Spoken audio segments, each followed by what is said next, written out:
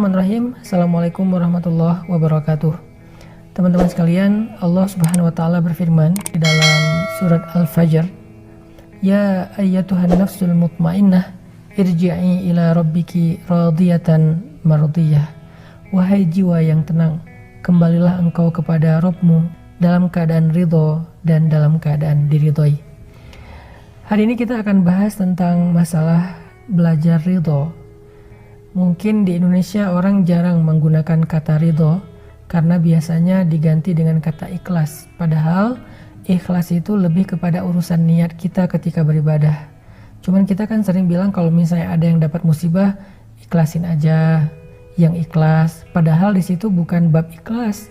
Kalau ibadah ya ikhlas, tapi kalau babnya ketentuan Allah dalam hidup kita atau takdir, maka yang lebih tepat istilahnya adalah ridho. Jadi kalau misalnya kita dapetin seseorang sedang dapat musibah, nasihat kita adalah ini adalah ketentuan Allah, mudah-mudahan ada kebaikan di dalamnya. Nah itu kalimat ridho tuh, mudah-mudahan ada kebaikan di dalamnya. Kalau bahasa lainnya mudah-mudahan ada hikmah. Nah hari ini kita pengen belajar tentang ridho. Apa aja sih bentuk-bentuk ridho? Seberapa pentingnya ridho dalam kehidupan kita? Teman-teman yang dirahmati Allah, orang yang paling beruntung di akhir hayatnya adalah orang yang ridho. Makanya Allah berfirman di surat Al-Fajr tadi, panggilan kepada orang yang ridho. Ketika dicabut ruhnya, ketika dicabut nyawanya, Allah memanggil mereka dengan panggilan jiwa yang tenang. Padahal kita tahu sakaratul maut itu adalah keadaan yang paling sulit. Sampai Allah menggambarkannya di surat Al-Qiyamah, kalla idza balagatit taraqi wa qila man raq wa dhanna annahu al-firaq wal taffatis saqu bis-saq. Itu gambaran tentang keadaan orang ketika sakaratul maut, ketika ruhnya tersedak sampai ke tenggorokan. Tiba-tiba ditanya siapa yang bisa menyembuhkan kamu hari ini. Dia langsung menyadari udah gak ada lagi yang bisa menyembuhkan dia, dan dia mulai ngerti wa dhanna annahu al-firaq, itulah waktu perpisahan.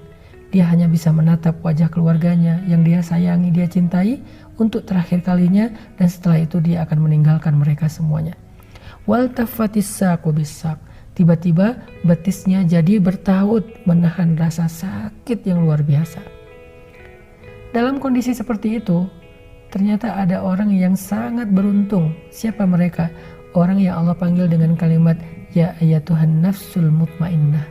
Mau meninggal, nyawanya sudah berada di tenggorokan, taubat udah gak diterima, dia harus berpisah dengan semua yang dia cintai di dunia, harta, keluarga, dan seterusnya. Tapi dia termasuk orang yang bisa tenang menyambut kematian. Mutmainnah, hatinya tenang, wajahnya berseri-seri. Siapa mereka? Mereka adalah orang yang radiyatan, orang yang ridho, orang yang selalu menerima ketentuan Allah selama hidupnya. Itu pentingnya sifat ridho. Terus lawannya ridho itu apa? Lawannya ridho itu adalah kufur. Dia protes gitu dengan ketentuan Allah. Ya Allah, kenapa saya yang diginiin? Ya Allah, apa maumu? Ya Allah, engkau tidak adil. Itu kalimat-kalimat orang yang kufur dan tidak ridho dengan ketentuan Allah Subhanahu wa ta'ala. Memang ada yang kufur nikmat, tapi kalau ini bukan kufur nikmat, kufur takdir, kufur terhadap ketentuan Allah. Sehingga kalau dia menghabiskan usianya dengan protes, mempertanyakan ketentuan Allah, keputusan Allah, kehendak Allah, kenapa saya kayak gini, kenapa pasangan saya kayak gitu, kenapa hidup saya kayak gini, maka ketika akhir hayatnya, dia menjadi orang yang paling gelisah dan menjadi orang yang paling tersiksa saat sakaratul maut. Tidak tumakninah, tidak ya ayyatuhan nafsul mutmainnah. Jadi salah satu di antara keistimewaan ridho itu adalah melahirkan tumakninatul qalb, rasa tenang di hati kita. Kalau kita ridho dengan semua ketentuan Allah, hati kita itu akan merasa tenang dan bahagia. Gak ada hal yang mengusik perasaan kita atau yang membuat kita merasa gak nyaman. Kenapa? Tumakninah, tenang, kita terima dengan semua ketentuan Allah. Lalu gimana caranya biar kita bisa tumakninah, biar kita bisa tenang, bisa bahagia dengan ridho ini? Karena gak semua yang terjadi itu kita bisa terima, gak semua terjadi itu kita ngerti. Gimana biar kita bisa ridho? Caranya adalah berbaik sangka kepada Allah Subhanahu wa ta'ala. Gimana cara berbaik sangka kepada Allah? Katakan untuk diri kita sendiri, la'allahu khair. Mudah-mudahan di dalam ketentuan ini ada kebaikan. Mudah-mudahan ada kebaikan. Mudah-mudahan ada kebaikan. Kata kebaikan inilah yang kita ucapkan berkali-kali agar kita selalu yakin Allah itu nggak pernah pengen menzalimi hambanya. Allah tuh nggak pernah pengen ngeprank hambanya. Allah tuh nggak pernah pengen cuman harkosin hambanya, ngasih harapan kosong. Enggak. Allah itu la yukhliful mi'ad, nggak pernah ingkar janji, nggak pernah harkos, nggak pernah PHP. Allah itu nggak pernah bidzallamin lil abid. Allah tuh nggak pernah zalim kepada hambanya atau suka ngerjain hambanya, ngeprank hambanya, nggak pernah. Jadi kalau ada satu ketentuan Allah yang menurut kita kayak sesuatu yang nggak kita inginkan tapi terjadi dalam hidup kita dan kita pengen ridho, katakan saja la'allahu khair, mudah-mudahan ada kebaikan di sini. Sehingga dengan kita katakan mudah-mudahan ada kebaikan di sini, kita sudah berbaik sangka kepada Allah Subhanahu wa taala. Dan Allah persis seperti apa yang kita persangkakan. Ana inda dhanni abdi bi, kata Allah dalam hadis qudsi, aku tergantung prasangka hambaku kepadaku. Kalau engkau berprasangka baik kepadaku, maka engkau mendapatkan apa yang engkau persangkakan.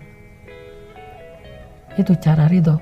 Katakan la'allahu khair, mudah-mudahan ada kebaikan di sini. Baik terhadap satu ketentuan Allah, masalah takdir hidup, ataupun ridho terhadap satu perintah Allah.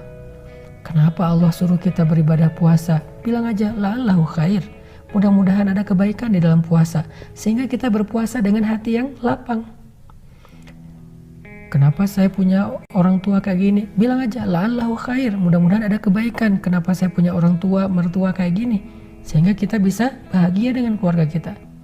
Kok saya dikasih pasangan kayak gini ya? Bilang aja la'allahu khair, mudah-mudahan pada pasangan saya itu ada kebaikan yang tidak ada di tempat yang lain. Sehingga apapun yang kita alamin, perintah apapun yang kita dengar dari Allah, kita menerimanya dengan sami'na wa ata'na. Saya mendengar, saya taat ya Allah. Kenapa? Saya tahu engkau tidak memerintahkan sesuatu kecuali ada kebaikan di dalamnya. Kata Allah, tinggalkan riba, la'allahu khair, mudah-mudahan ada kebaikan dengan meninggalkan riba. Kata Allah, tutuplah aurat, la'allahu khair, mudah-mudahan ada kebaikan dengan menutup aurat. Kata Allah, makan sahur, la'allahu khair, mudah-mudahan ada keberkahan di dalam sahur. Kata Allah, buka puasa, walaupun kita belum lapar, buka puasa aja, makan, mudah-mudahan ada kebaikan di dalam berbuka. Kata Allah, tarawih, ya udah saya tarawih, mudah-mudahan ada kebaikan dalam sholat malam. Kata Allah, maafkan saudaramu, ya kita maafin, mudah-mudahan ada kebaikan dalam memaafkan. Dan semua perintah dan larangan Allah kita terima dengan ridho, karena kita percaya la'allahu khair, ada kebaikan dalam ketentuan Allah. Itu cara ridho. Mudah-mudahan Ramadan ini kita benar-benar bisa belajar ridho, nerimo kalau kata orang Jawa. Apapun ketentuan Allah dalam hidup kita, apapun perintah dan larangan Allah dalam syariat kita, kita terima aja. Kenapa kita terima? 1, supaya hati kita tenang, gak banyak protes.